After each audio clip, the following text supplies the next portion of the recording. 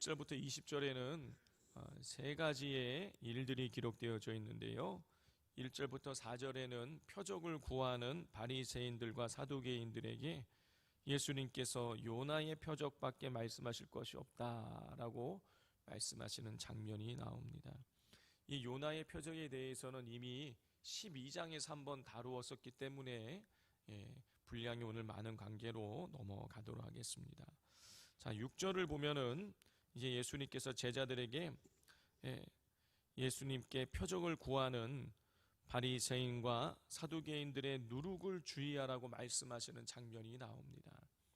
자, 13장에 보면 예수님께서 이 누룩을 한번 말씀하실 때 사용하신 적이 있습니다. 언제냐면은 하나님 나라를 설명하실 때 이 적은 누룩이 반죽 전체를 부풀게 하는 그런 이 누룩 비유를 통해서 하나님 나라의 이가 이렇게 크게 확장되어지고 라는 그런 하나님 나라의 속성을 설명하실 때 누룩을 사용하신 적이 있어요. 그런데 오늘 본문에서는 이 누룩을 바리새인들과 사두개인들의 부정적인 영향을 나타낼 때에 이 누룩을 지금 사용하고 계시는 것입니다.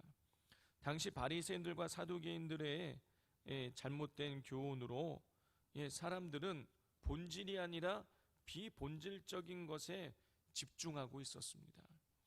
하나님을 사랑하고 이웃을 사랑하는데 집중해야 되는데 이들은 율법의 계명을 지켰냐 안 지켰냐 그냥 작은 문제에 집착을 하게 이 영적인 지도자 역할을 하고 있었던 바리새인들과 사두개인들이 그렇게 이끌고 가고 있었던 것이죠. 유대의 역사가인 요세푸스의 말에 의하면 모든 백성과 귀족과 왕족들까지도 바리새인들의 이 가르침을 따르지 않을 수 없을 만큼 이들의 영향이 아주 막강했다는 것입니다. 그런데 이런 막강한 영향력을 미치고 있었던 이 바리새인들과 이 서기관들의 이 영향력이 이들의 가르침이 엉뚱한 복음의 진리가 아니라 비본질적인 것에 집중하게 그렇게 만들고 있었던 것이죠. 예수님께서는 이와 같은 영향력을 가졌던 그들의 가르침에 부착된 율법주의와 위선을 주의하라는 의미에서 바리새인들과 사두개인들의 서기관들의 누룩을 주의하라고 말씀하신 것이에요. 자, 그런데 제자들은 이 말씀을 예수님의 말씀을 알아듣지를 못했습니다. 제자들은 이 누룩 이야기라니까 누룩이 보통 이 빵, 우리 성경에는 우리나라식으로 떡이라고 지금 번역을 해놓고 있는데 자기들이 빵과 떡을 가지고 오지 않은 것에 대해서 예수님께서 책망하신다고 생각을 하고 있었어요. 우리 5절부터 7절까지를 우리 교독해 보겠습니다. 제자들이 건너편으로 갈새 떡 가져가기를 잊었더니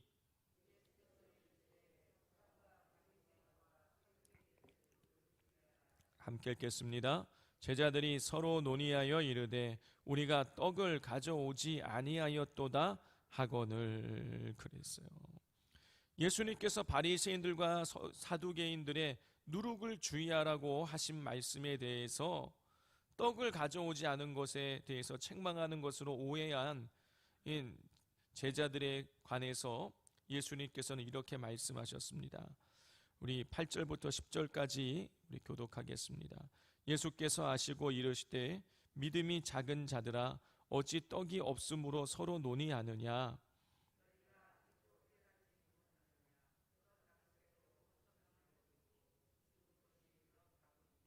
떡 7개로 4,000명을 먹이고 주운 것이 몇 광줄이었는지를 기억하지 못하느냐. 예수님께서는 예수님 말씀을 제대로 알아듣지 못하고 있는 제자들을 예수님께서 책망하셨어요. 자, 제자들은 떡 가지고 오지 않은 것 때문에 예수님이 지금 우리를 책망하는구나 라고 생각하고 있었는데 예수님 말씀하시는 거죠. 오병이어의 기적을 그리고 4,000명을 먹이셨던 그 기적을 말씀하시면서 제자들을 책망하셨어요. 그러시면서 11절과 12절 말씀을 통해서 이 누룩이라는 것이 사두개인들과 바리새인들의 누룩, 그들의 잘못된 이 율법주의와 위선주의를 책망하는 것임을 예수님 말씀해 주셨습니다. 예수님의 이 가르침을 통해서 우리는 첫째로 누룩처럼 퍼져나가는 거짓된 진리에 대한 경각심을 품게 됩니다. 우리도 모르는 사이에 우리 주변에 잘못된 누룩이 퍼져 있을 수 있습니다. 내가 만든 그런 견고한 생각들, 이런 것들이 누룩이 될 수 있는 것이죠. 그러므로 우리는 다른 거 볼 거 없이 늘 이 예수님이시라면 어떻게 하실까? 성경에서는 어떻게 말씀하고 계시는가? 여기에 우리가 집중해야겠습니다. 두 번째로 우리가 예수님과 제자들의 이 대화를 통해서 깨달아 알 수 있는 것은 은혜를 기억해야 된다는 것이죠. 제자들은 예수님께서 놀라운 이적을 두 번씩이나 5,000명을 먹이시고 4,000명을 먹이시는 그런 놀라운 기적을 행했음에도 불구하고 기적의 주인공이었음에도 불구하고 은혜를 기억하지 못하니까, 받은 은혜를 기억하지 못하니까 떡 없는 것으로 염려하는 것이에요. 은혜를 기억하지 않으면 쓸데없는데 마음을 빼앗기고 염려하게 되는 것입니다. 그러므로 받은 바 은혜를 늘 우리 되새김질 해 나가실 수 있기를 바랍니다. 자, 그리고 이제 13절 이하에는 빌립보 가이사랴 빌립보 지방에서 있었던 일들이 기록되어져 있습니다. 이 가이사랴 빌립보 가이사랴, 이 가이사랴는 이 로마의 황제의 이름입니다. 그러니까 황제의 이름이 들어간 지역은요, 굉장히 웅장하게 지어진 거예요. 어떤 황제의 이름이 들어간 지역은 이 황제를 기념하기 위해서 아주 웅장하게, 요즘으로 치자면 아주 웅천 같은 그런 신도시인 거죠.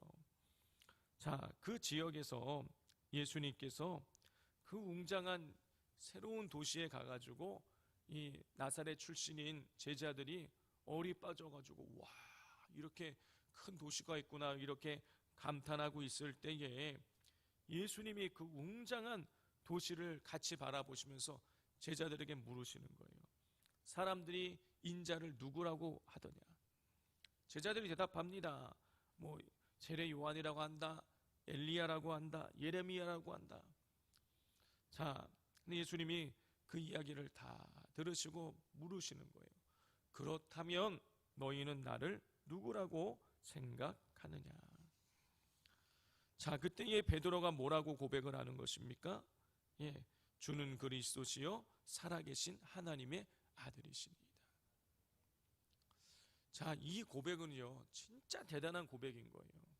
지금 예수님이 제자들 눈앞에서 여러 가지 많은 이적을 행하고 있는데 그 이적을 행하는 것을 보면서 제자들 이런 했을 거예요.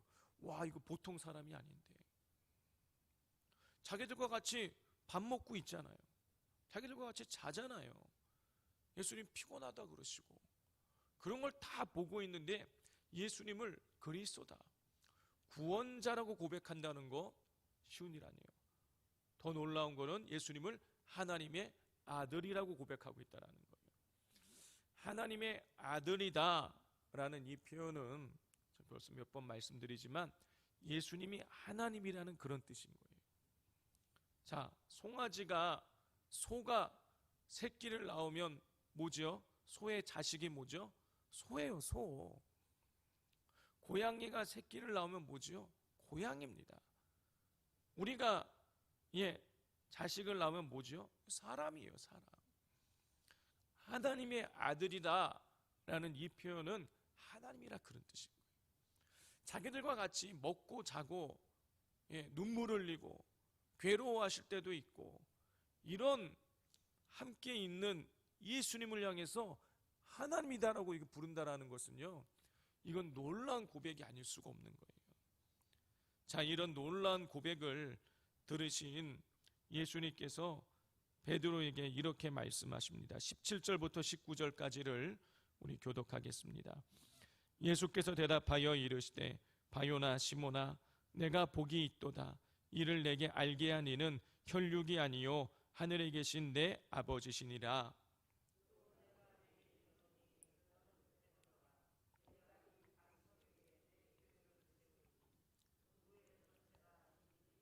함께 읽겠습니다. 내가 천국 열쇠를 내게 주리니 내가 땅에서 무엇이든지 매면 하늘에서도 매일 것이요 내가 땅에서 무엇이든지 풀면 하늘에서도 풀리리라 하시고, 예수님께서 베드로의 예수님에 대한 고백을 들으시고 베드로에게 예수님이 그리스도시고 하나님이라는 사실을 알게 하신 분이 하나님 아버지라고 말씀하셨어요. 그렇습니다. 우리는 하나님이 아니면, 성령이 아니고서는 예수님을 구주로, 구원자로 고백할 수가 없어요. 베드로도 성령님의 도우심으로 예수님께서 그리스도이심을 알고 고백하게 된 것이죠. 예수님에 대해서 놀라운 신앙 고백을 한 베드로를 향해서 예수님께서는 베드로의 믿음 위에 교회를 세울 것이라고 약속해 주셨어요. 그리고 천국 열쇠를 베드로에게 줄 것이고 베드로가 땅에서 행하는 대로 하늘에서도 이루어지게 될 것이라고 약속해 주셨습니다. 자, 베드로에게 천국 열쇠를 주었다. 그래서 이 로마의 이 카톨릭에서는 베드로가 일대 교황인 것이죠. 그리고 교황에게 이 천국 열쇠가 주어졌기 때문에 이 교황에 순종해야 천국에도 들어가고 못 들어간다. 그래서 중세 시대에는 교황이 파는 면죄부를 사야만 됐죠. 이 죄를 사해주는 증서를 사야 되는 거예요. 그래서 이 동전은, 면죄부를 사는 동전이 헝궁함에 떨어져서 쨍그랑 하는 소리가 날 때에 그때의 죄가 사해지고, 죽어있는 사람들 중에 아직 가톨릭에서는 연옥을 믿으니까요, 연옥에 있는 사람이 천국에 간다고 이렇게 믿는 근거가 이 오늘 이 본문의 17절부터 19절 말씀인 거예요. 자, 그런데 이 전체의 문맥을 보면 여기서 말하는 이 천국 열쇠라고 했을 때에 이 천국이 우리가 말하는 하나님 나라를 말하는 것이 아니죠. 여기서 이 문맥상 이 천국은요 18절에 나오는 교회를 말하는 거예요. 교회. 자, 그리고 이 열쇠라는 것은 진짜 무슨 열고 열쇠를 줬다는 얘기가 아니라 열고 닫을 수 있는 권한을 의미하는 것입니다. 따라서 베드로에게 천국 열쇠를 준다는 것은 교회를 치리하고 다스리는 권한을 주셨다, 그런 뜻인 거예요. 결코 천국 문을 열고 닫을 수 있는 권한을 주셨다는 의미가 아니에요. 천국 문을 열고 닫을 수 있는 권한은 누구에게 있는 것입니까? 하나님께 있는 것이죠. 만약에 베드로가 천국 문을 열었다 닫았다 할 수 있는 그런 권한이 베드로에게 있다면요, 우리가 베드로 믿어야겠죠. 베드로에게 천국 열쇠를 주셨다라는 것은 교회를 다스리는 권한을 주시겠다라는 그런 의미예요. 그리고 실제로 예수님이 부활 승천하시고 난 이후에 예루살렘 교회의 수장이 되어져서 예루살렘 교회를 베드로가 이끌어가게 되는 것이죠. 자, 오늘 이 말씀을 통해서 우리는 이 베드로에게 천국 열쇠를 준다는 것이 청지기로서 교회를 섬기라는 그런 의미라는 것을 우리가 알 수가 있습니다. 자, 오늘 말씀을 통해서 우리는 예수님을 우리가 능력 많으신 분, 병을 고치시는 분, 무리를 걷는 분으로만 믿어서는 안 된다는 것이에요. 다시 말해서 예수님은 어떤 기능을 담당하는 분으로 이해해서는 안 된다는 것입니다. 불교에서는요, 다른 힌두교나 이런 종교에서는 머리가 아플 때는 어느 신한테 빌고, 자식 문제는 어느 신한테 빌고, 물질을 위해서는 또 어떤 신한테 빌어야 되고, 이런 기능적으로 담당하는 신들이 있지만 예수님은 기능을 담당하시는 분이 아니에요. 예수님은요, 우리의 구원자신 거예요. 그리스도이십니다. 예수님 하나님이시요. 예수님은 모든 것을 다 주관하시는 분이십니다. 그러므로 우리의 초점은 어디에 있어야 되냐? 예수님께 있어야 되는 거예요. 예수님을 통해서 천국 갈 수 있는 것이고, 예수님을 통해서 구원받을 수 있는 것이고, 예수님을 통해서 죄사함 받을 수 있는 것입니다. 결코 인간이 천국 문을 닫았다 열었다 할 수 있는 그런 권한이 없어요. 이 예수 그리스도를 구주로 고백하는 모든 사람들에게 천국이 열려지게 되어지는 것입니다. 그러므로 이 사실을 기억하시고 우리 모두 예수님을 그리스도요 하나님의 아들로 시인하고 우리 천국 백성으로서 우리 살아가게 되시기를 주님의 이름으로 축복을 드립니다. 우리 시간 같이 우리 기도하기를 원합니다. 이 시간 기도할 때에 우리가 제자들과 같이 말씀을 들으나 엉뚱하게 깨닫지 못하는 그런 우를 범치 않게 하여 달라고, 하나님 말씀을 들을 때에 깨달을 수 있는, 진리를 깨달아 알 수 있는 지혜와 능력을 우리에게 허락해 달라고 기도해 주시고, 우리의 삶에 단단하게 굳어져 있는 비본질적인 것에 집중하게 만드는 그런 누룩들을 하나님 다 제하게 하여 주옵소서. 내가 만들어 놓은 이 견고한 생각들, 이런 내 견고한 기준들 하나님 내려놓고 오직 하나님께, 성경이 우리의 우리의 기준이 되어지고 우리의 목표가 되어 우리의 삶의 이 질서가 되어질 수 있게 해달라고 기도해 주시고, 오직 예수님을 나의 구원자로 또 하나님으로 우리가 믿고 예수님께 초점 맞추는 신앙생활 할 수 있게 해달라고 기도해 주시기를 바랍니다. 또 오늘 저녁에 있을 금요 기도회에 성령의 기름을 강력하게 부어주셔서 어린 자녀들이 예수의 사람으로 완전히 변화되어질 수 있게 해달라고 주여 삼창하고 기도하겠습니다. 주여, 주여, 주여.